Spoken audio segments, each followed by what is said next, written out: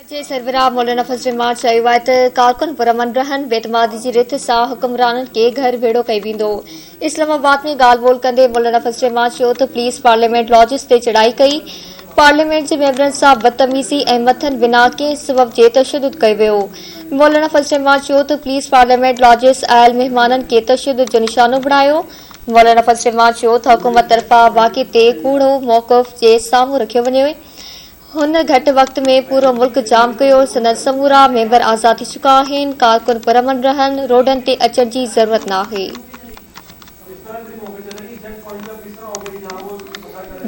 जे सरबराह मौलाना फजल मां चयो आहे त कारकुन पुरअमन रहनि बेतमादी जी रिथ सां हुक्मराननि खे घर भेड़ो कयो वेंदो।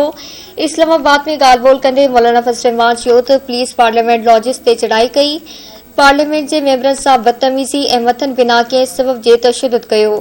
मौलाना फजल मां चयो त पुलिस पार्लियामेंट लॉजिस आयल महिमाननि खे तशद्दुद जो निशानो बणायो। मौलाना फजल मां चयो त हुकूमत तरफ़ां वाक़े ते कूड़ो मौक़िफ़ क़ौम जे साम्हूं रखियो वियो। हुन घटि वक़्त में पूरो मुल्क जाम कयो, संदन समूरा मेंबर आज़ाद थी चुका आहिनि, कारकुन पुरअमन रहनि, रोडनि ते अचण जी ज़रूरत नाहे।